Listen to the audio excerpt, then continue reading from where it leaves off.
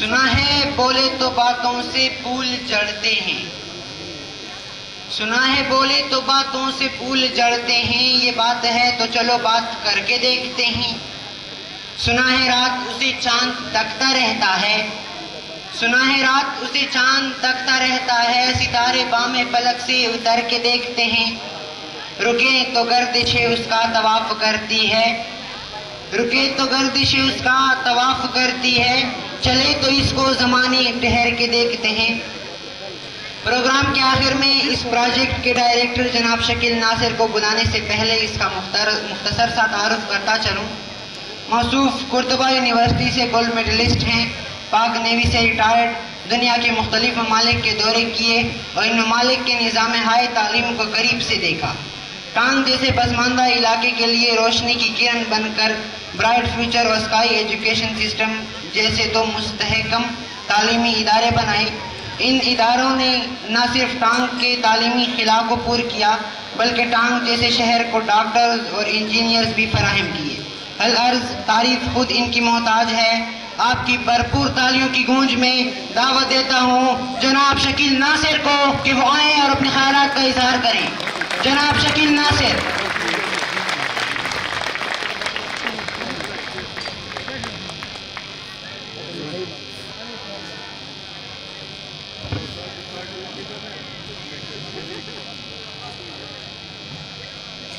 نحمد و نصلی علی رسول کریم، اما بعد فاعوذ باللہ من الشیطان الرجیم، بسم اللہ الرحمن الرحیم۔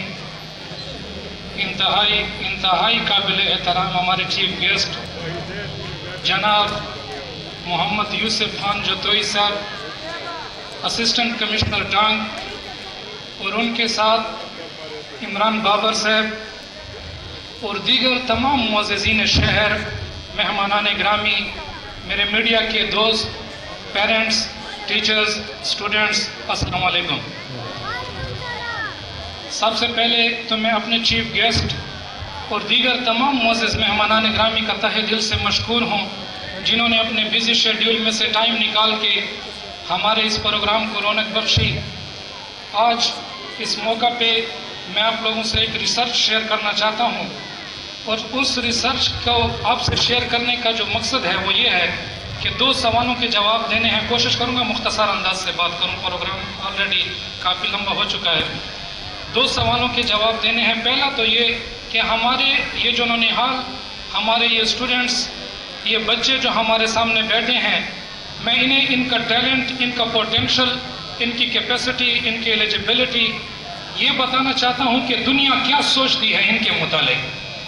اور دوسرا، ہم آپس میں جب فارمل ڈسکشن کرتے ہیں، ہمارے دوست وغیرہ یہاں پہ موجود ہیں، سردار صاحب ہیں، ہدایت صاحب ہیں، باقی فیملی ممبرز ہمارے ہوتے ہیں، تو وہ کہتے ہیں کہ پتہ نہیں ٹانک میں چونکہ ایک پسماندہ علاقہ ہے، لوگوں کی ترجیحات میں یہ نہیں ہے کہ وہ ایجوکیشن پہ انویسٹ کریں، فی اسٹرکچر وہ نہیں ہے، اور مجھ سے یہ گلہ کرتے ہیں کہ بھئی آپ اکثر یہ اتنا زیادہ ٹائم اپنے ادارے کو، پلاننگ کو، انرجی آپ جو اس پہ لگاتے ہیں، جو انویسٹمنٹ آپ اس پہ کرتے ہیں، اس میں آپ کی کیا جو ہے نا سوچ ہے؟ تو اس کا جواب بھی اسی ریسرچ کے ذریعے میں دینا چاہوں گا۔ برطانیہ میں انسٹ ایک بزنس اسکول ہے، انہوں نے انٹرنیشنل لیول پہ ایک ریسرچ کنڈکٹ کی ہے، اس میں انہوں نے 125 ممالک کو ڈیفرنٹ اینگل سے اسٹڈی کیا ہے۔ سب سے پہلی اسٹڈی جو انہوں نے کی ہے وہ یہ کہ ان 125 ممالک میں سہولیات کی کیا ریشیو ہے، یعنی انٹرٹینمنٹ کی سہولیات کتنی ہیں، صحت کی سہولیات کی کیا صورتحال ہیں، سپورٹس کی سہولیات کی کیا صورتحال ہیں۔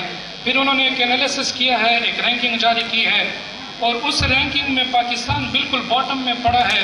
125 میں سے پاکستان کا 123واں نمبر ہے، مطلب کہ پاکستان میں سہولیات نہ ہونے کے برابر ہیں۔ ایک دوسری اسٹڈی جو انہوں نے کی ہے وہ یہ کہ سہولیات کے اگینسٹ ان ممالک کے لوگوں کی کارکردگی، ان کی آؤٹ پٹ، ان کی پروگریس کیا ہے۔ تو یہاں پھر تھوڑی بہت تسلی بخش سچویشن ہے کہ ہمارا نمبر پھر 64واں ہے پاکستان کا، مطلب کہ کم سہولیات کے باوجود بھی ہمارے لوگوں کی کارکردگی قدر بہتر ہے دوسرے ممالک کے لوگوں سے۔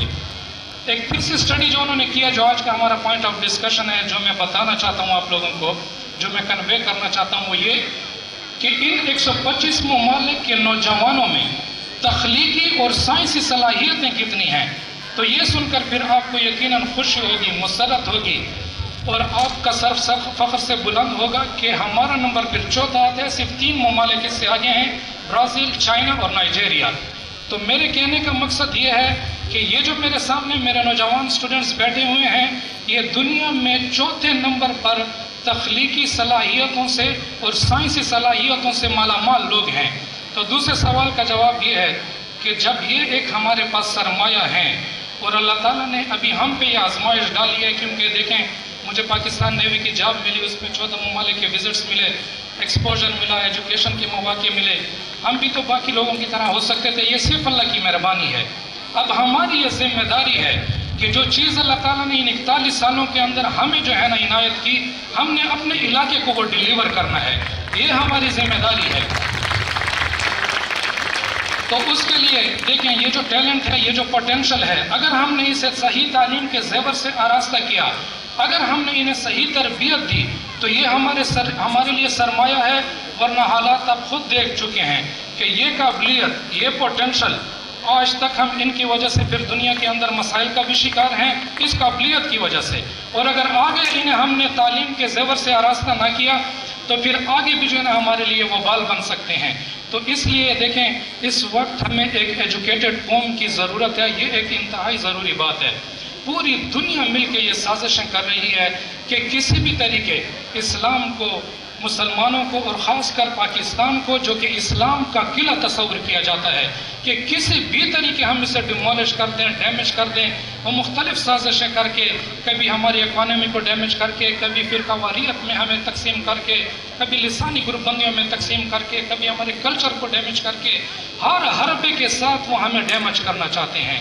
تو اس لیے اب وقت ہے ہتھیار اٹھانے کا، اور ہتھیار ہم نے قلم کو، علم کو اور تعلیم کو بنانا ہے، کیونکہ تعلیم انسان کو شعور دیتی ہے، تعلیم انسانوں کو مسائل کو حل کرنا سکھاتی ہے، تعلیم قوموں کو آزمائشوں سے نکلنے کا طریقہ سکھاتی ہے، اور تعلیم ہی انقلاب کا واحد مؤثر ذریعہ ہے۔ تو اس لیے میں یہ کہنا چاہوں گا کہ دیکھیں ہم لوگ اچھی ایجوکیشن حاصل کریں، اپنے اوپر رحم کریں، اور خاص کر ہم اپنے اس ملک کے اوپر رحم کریں، اپنے علاقے کے لیے اپنا کردار ادا کریں، اپنے ملک کے لیے اپنا کردار ادا کریں، کیونکہ دیکھیں کیا حالت زار ہے ہمارے اس وطن کی، اس ملک کی، ہر طرف آب و سسکیاں ہیں۔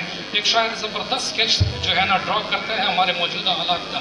شاعر کہتا ہے کہ فلک ہے حیران زمیں دنگ ہے، میرے وطن میں یہ کیسی جنگ ہے میں بے حیرت یہاں کے باسی، ہے کون حق پر ہے کون باغی، عجیب منظر عجیب الجھن، ہے کون اپنا ہے کون دشمن، برستی ہے ہر سو لہو کی بارش، ہے کوئی فتنہ یا کوئی سازش، کہیں مکین و مکان پہ حملے، کہیں ہے ضد پر جلوس جل سے، یہ آہ زاری یہ سوگواری، لٹی محبت لٹا سکوں ہے، ہمارے ہاتھوں ہمارا خون ہے۔ کشتوں میں کہتے ہیں چہ احساس لرم سوزیگم اور چہ بے وضع سنگ گیگم، تو بس ایک درد ہے، ایک تڑپ ہے، ایک اڑن ہے کہ یہاں ہم نے اسکائی ایجوکیشن سسٹم میں ایک ایسا پلیٹ فارم بنایا ہے کہ جس میں کہ تھوڑا سا روٹین سے ہٹ کے، اور جن چیزوں کی کمی ہے ہمارے تعلیمی اداروں کے اندر، اس کے مطابق ہم نے ان چیزوں پہ کام کرنا شروع کیا ہے۔ ہم نے یہاں پہ سب سے پہلے انتہائی مختصر 1-2 منٹ میں وائنڈ اپ کرتا ہوں کہ سب سے انتہائی پہلے ہم نے تربیت کے فیکٹر کو اٹھایا ہے، کیونکہ تعلیم بغیر تربیت کے کچھ بھی نہیں۔ بغیر تربیت کے تعلیم ایک ہنر ہے، ایک فن ہے، جس سے آپ نوکری حاصل کر سکتے ہیں یا پیسے کما سکتے ہیں۔ آپ دیکھیں کہ جتنے بھی غلط کام کر رہے ہیں، ہو رہے ہیں، یا ہمارے آفیسز میں ہماری کرپشن کی آپ ریشو دیکھیں، وہ کون کرتا ہے؟ وہ ہم جیسے پڑھے لکھے لوگ کرتے ہیں۔ کئی ریڑھی چلانے والا آ کے رشوت نہیں لیتا۔ مطلب کہ تعلیم اگر تربیت کا فیکٹر اس کے ساتھ نہ ہو تو بدلاؤ نہیں آ سکتا کسی کے اندر بھی۔ تو اس لیے جب تک کسی بھی فرد کی اخلاقی تربیت نہ کی جائے تب تک اس میں چینج نہیں آ سکتا، بدلاؤ نہیں آ سکتا۔ اس لیے ہم نے پہلی پریارٹی پہ یہاں پہ تربیت کو رکھا ہے۔ روزانہ کی بنیاد پہ جو ہے نا 45 منٹ کی تربیت کی کلاس ہوتی ہے۔ اس کے ساتھ ساتھ ہم نے بچوں کے کانفیڈنس لیول پہ خصوصی توجہ دے رہے ہیں، کیونکہ جتنی بھی خصوصیات ہیں انسان کے اندر چھپی ہوئی، یہ خود بخود باہر نکلتی ہیں اگر انسان کے اندر خود اعتمادی آ جائے۔ مطلب کہ کریٹیوٹی جو ہے وہ خود اعتمادی کے ساتھ جو ہے نا لنکڈ اپ ہے۔ تو میں اس کے اوپر ہم خصوصی کام کر رہے ہیں۔ اسپوکن انگلش پہ گرامر کی پیچیدگیوں سے ہٹ کے ہم ذرا یہ کوشش کر رہے ہیں کہ دیکھیں کوئی بھی زبان آپ پہلے ماحول کی وجہ سے سیکھتے ہیں، بعد میں گرامر کی پیچیدگیوں کی وجہ سے۔ اس کے ساتھ ساتھ ایک بہت ہی انتہائی اتھینٹک پوائنٹ جو میں سمجھتا ہوں کہ اگر وہ آ گیا ہمارے اندر تو انشاءاللہ پھر یہ رٹا سسٹم، یہ ساری چیزیں ختم ہو جائیں گی۔ ہمارا جب بھی لیسن ختم ہوتا ہے، ہر ایک بچہ سٹیج پہ جا کے اس لیسن کو اپنے الفاظ کے اندر سمرائز کر کے اپنے کنسیپٹس کو سٹیج کے اوپر جا کے پریزنٹ کرتا ہے۔ اس سے کانفیڈنس لیول بھی بوسٹ ہوتا ہے، اور جب وہ اپنے کنسیپٹس کو اپنے الفاظ میں بیان کر دیتا ہے، یہ چیز وہ ساری زندگی کے لیے جو ہے نا سیکھ لیتا ہے۔ اس کے ساتھ ساتھ قرآن پاک ایک مکمل ضابطۂ حیات ہے۔ ہماری ایک کوشش ہے کہ دیکھیں دنیا میں ہم ہر قسم کی کوشش کرتے ہیں، اور آخرت کی کوشش ہمیں اس لیول پہ نہیں ہے جس لیول پہ ہم دنیا کو سوچتے ہیں۔ تو اس کو اگر ہم نے اپنی آخرت کو سمجھ بنانا ہے تو سب سے پہلے قرآن پاک کو سمجھنا ہے۔ تو یہ جو تجوید کی کلاسز ہیں، حفظ کی کلاسز ہیں، ابھی ہمارا ریسرچ اینڈ ڈیولپمنٹ علیحدہ ڈپارٹمنٹ ہے، اس کی ریسرچ مکمل طور پہ کمپلیٹ ہو گئی ہے۔ انشاءاللہ اس اگلے سال سے بنوری ٹاؤن سے 3 مفتی حضراتوں کی ٹیم ہم فارغ ہو کے آ رہی ہے، اور انشاءاللہ ان کی روشنی میں ہم انگریزی ترجمے کے ساتھ انشاءاللہ قرآن پاک کو شروع کر رہے ہیں۔ بہرحال ٹائم پروگرام آلریڈی کافی لمبا ہو چکا ہے، اور اگر جب ٹائم کم ہو تو پھر جو ہے نا اشعار ایک انتہائی افیکٹو سورس ہیں جو آپ کے جذبات کی ترجمانی کرتے ہیں۔ پشتو کے چند اشعار ہیں جو کہ میرے انہوں نے حالوں کے لیے ہیں، ہماری پوری قوم کے لیے ہیں، ہمت کرنے پہ ہیں، فائٹ کرنے پہ ہیں، دنیا کے خلاف کھڑا ہونے پہ ہیں، اور علم کی امپورٹنس پہ ہیں۔ پشتو میں کہتے ہیں کہ د ہمت پپرو وخزا اسماتا، د ہمت پپرو وخزا اسماتا، د لیاقت جوہر کا رکڑا بیا دنیا تا، او د هغې کامونو سترګې کړه تخکاتا چې نظر د حقارت کوي سوکتا تا، او بې علمي کې چې څوک خیال د ترقۍ کړي د چینې تمه لري وچې صحرا ته، او په رڼا د علم لارې خلک ویني عالمان کله ورځي لارې خطا ته، او د مرض د جہالت کا علاج وشي۔ ہمارا میسج یہ ہے کہ د مرض د جہالت کا علاج وشي، ضرورت بپات نشی نور دواتا۔ That's all, again bundle of thanks to all of you, والسلام۔